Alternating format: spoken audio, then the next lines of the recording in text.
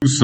Nous voici donc pour une petite vidéo de correction du QCM que vous aviez à faire.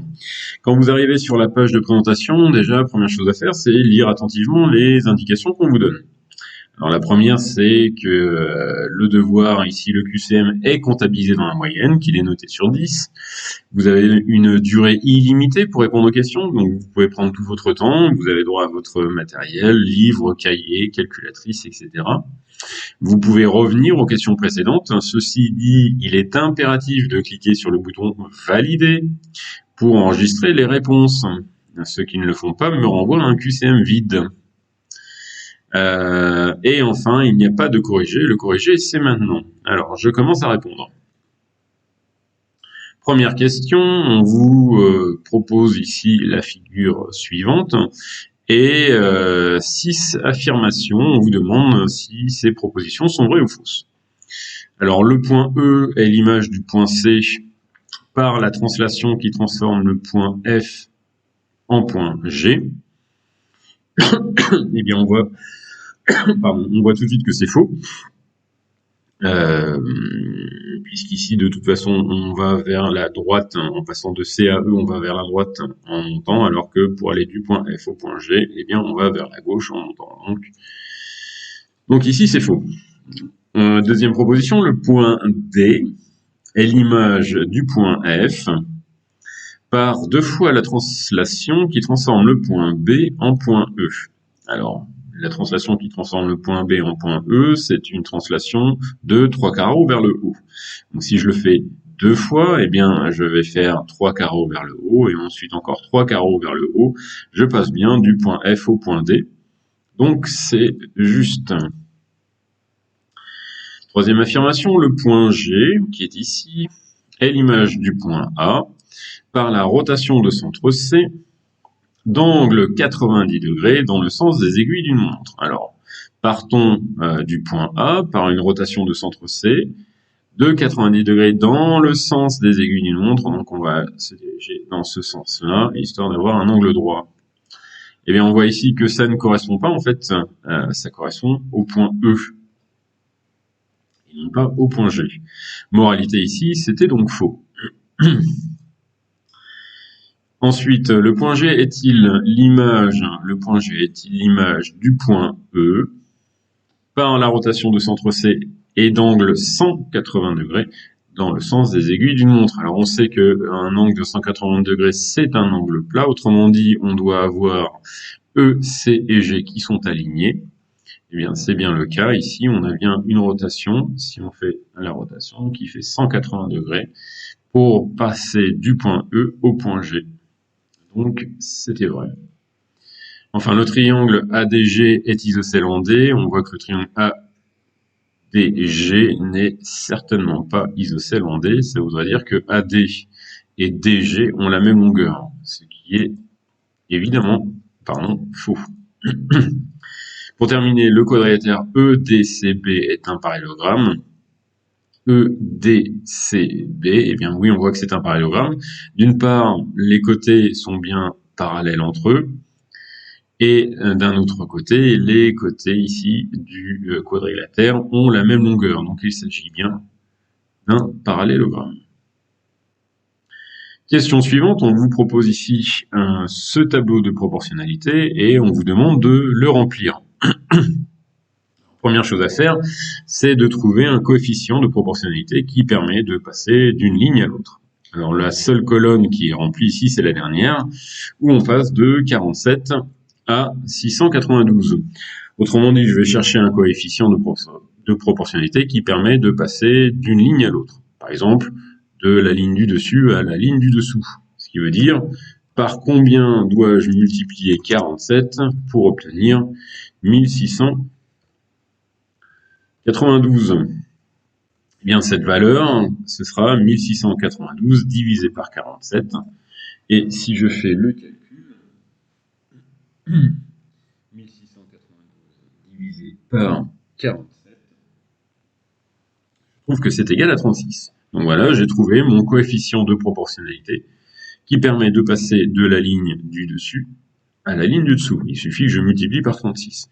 On en déduit aussi donc que pour passer de la ligne du dessous à la ligne du dessus, il va falloir faire l'opération inverse, c'est-à-dire cette fois-ci diviser par 36. Eh bien, commençons. Cherchons d'abord la valeur de 1. Je vais faire donc 7 fois 36 pour trouver la valeur de 1. Et si je fais 7 fois 36, eh bien, j'obtiens 252.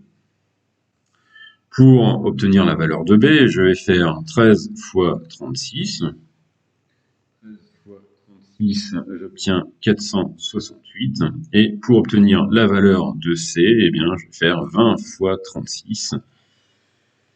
20 fois 36, et cette fois-ci, j'obtiens 720.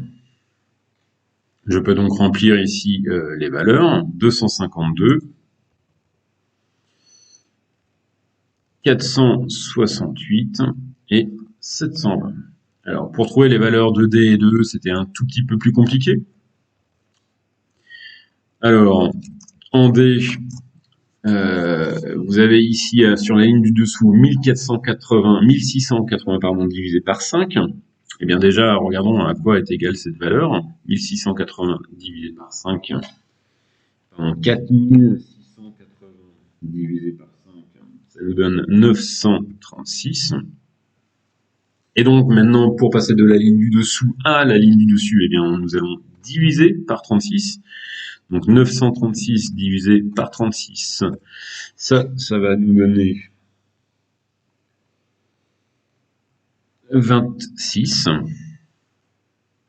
Et comment est-ce qu'on peut faire pour vérifier que cette valeur est juste? Eh bien, si vous avez remarqué, si D est égal à 26, eh bien, D est le double de 13. Or, si j'ai une relation multiplicative sur une ligne, je dois avoir la même relation multiplicative sur l'autre ligne. C'est-à-dire que pour passer de 13 à 26, j'ai multiplié par 2. Donc pour passer de B à ici 936, je dois multiplier par 2. Or B, on a vu que c'était 468. Eh bien, je peux vérifier 468 multiplié par 2. Eh bien, pardon, oui, B, 468. Eh bien, ça me fait bien 936. Donc je suis rassuré. Mon résultat est juste pour D, qui vaut donc ici 26. On réalise la même opération pour E. En E, ici, on a une fraction qui vaut 1420 divisé par 3. Donc, on va voir ce que vaut cette valeur. 1420 divisé par 3. 4320. Divisé par 3, ça nous donne 1440. Et on a vu que pour passer de la ligne du dessous à la ligne du dessus, je dois diviser par 36. Donc, 1440 divisé par 36, ça va nous donner 40.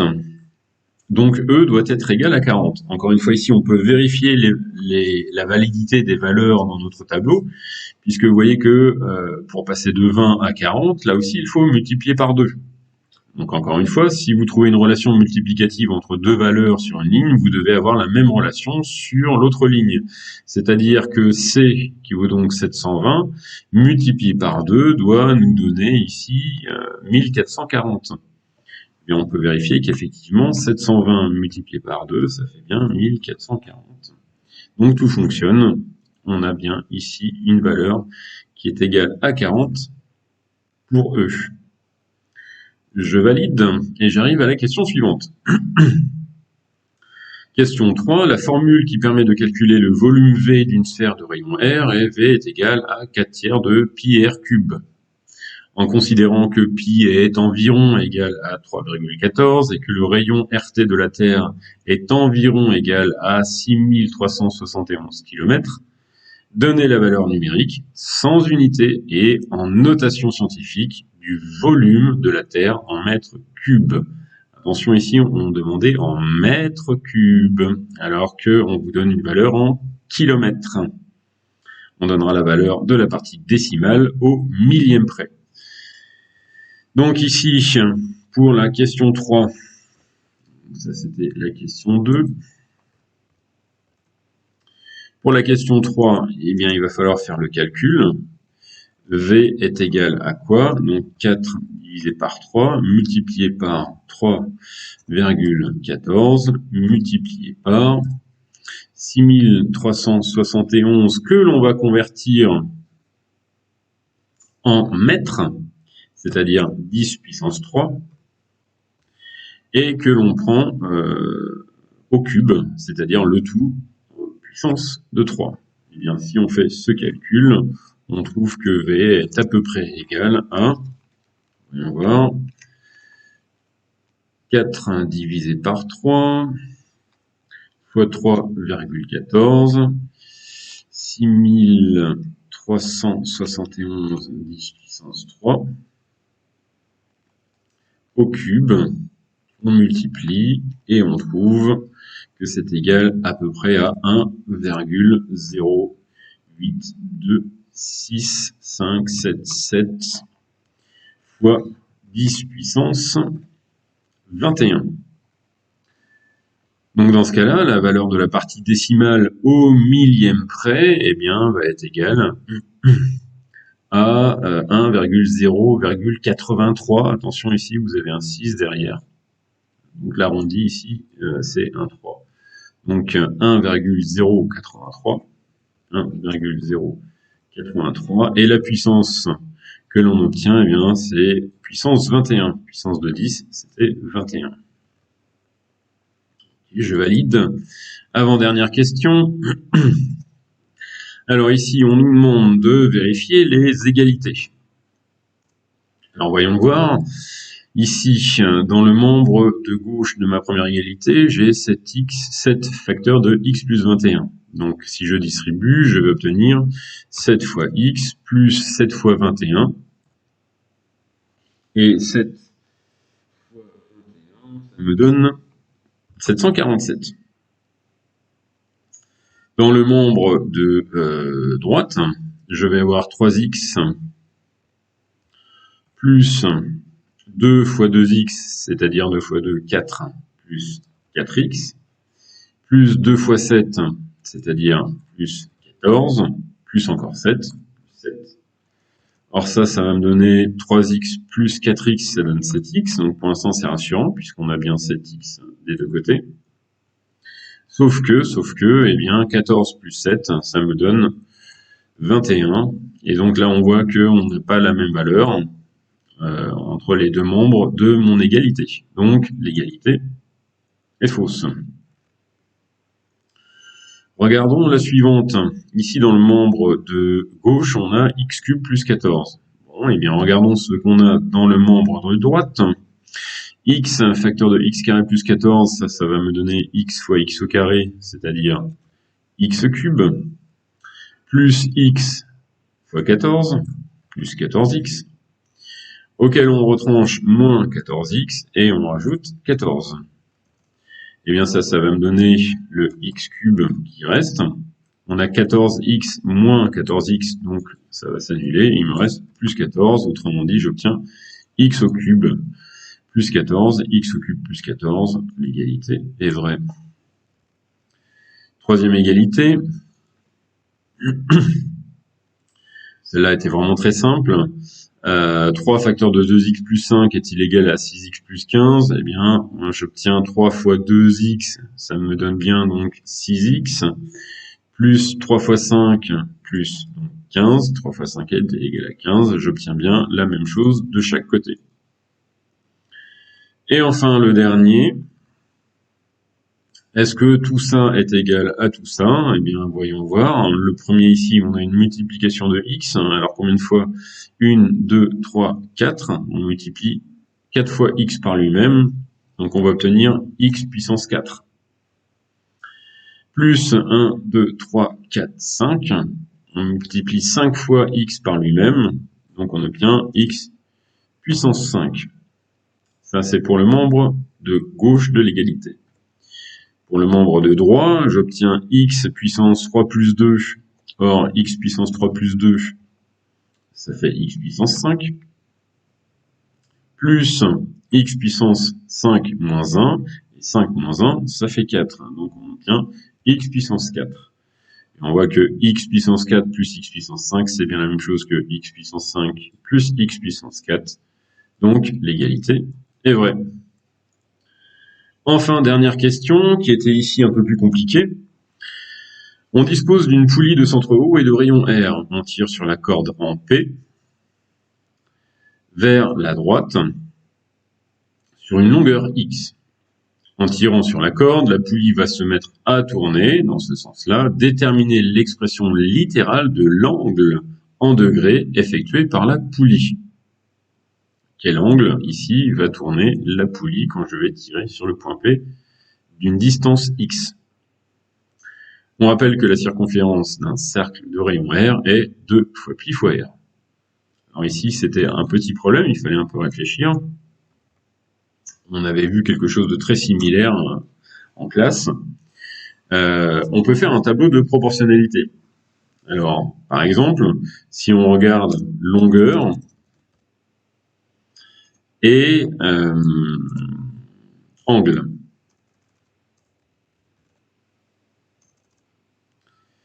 Alors, pour une longueur égale à x, quel est l'angle? En gros, c'est ça qu'on nous demande. Hop. On va faire comme ça.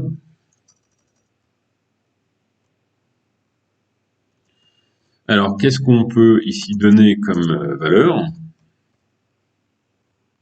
Eh bien, on sait que si on tire d'une longueur qui est égale à la circonférence du cercle, on aura fait tout le tour.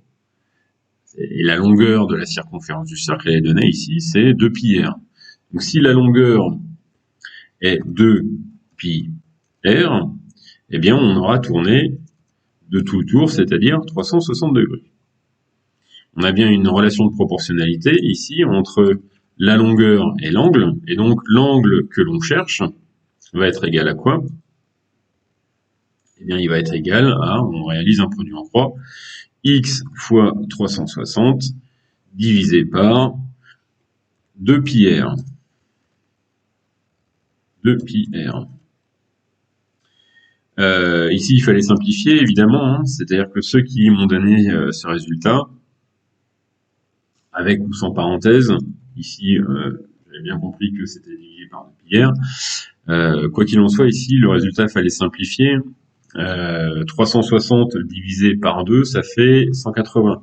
Autrement dit, le résultat était, eh bien, l'angle pour lequel va tourner la poulie est égal à x divisé par x fois 180 divisé par pi r. Ici, vous pouvez m'écrire x ou 180x divisé par pi r. Et c'était gagné. Alors évidemment, je vous rassure, si vous n'avez pas écrit ça, mais que vous m'avez écrit x fois, j'en ai vu qui m'ont écrit ça très bien avec des parenthèses, des multipliés, des parenthèses, pi fois r, ça c'était aussi bon. Évidemment, Pronote n'a enregistré qu'une seule bonne réponse, c'est celle que j'avais sauvegardée, mais comme je vérifie vos copies, toute formulation correcte vous donne les points adéquats. Voilà, ensuite vous validez. Vous arrivez à la fin et vous pouvez terminer.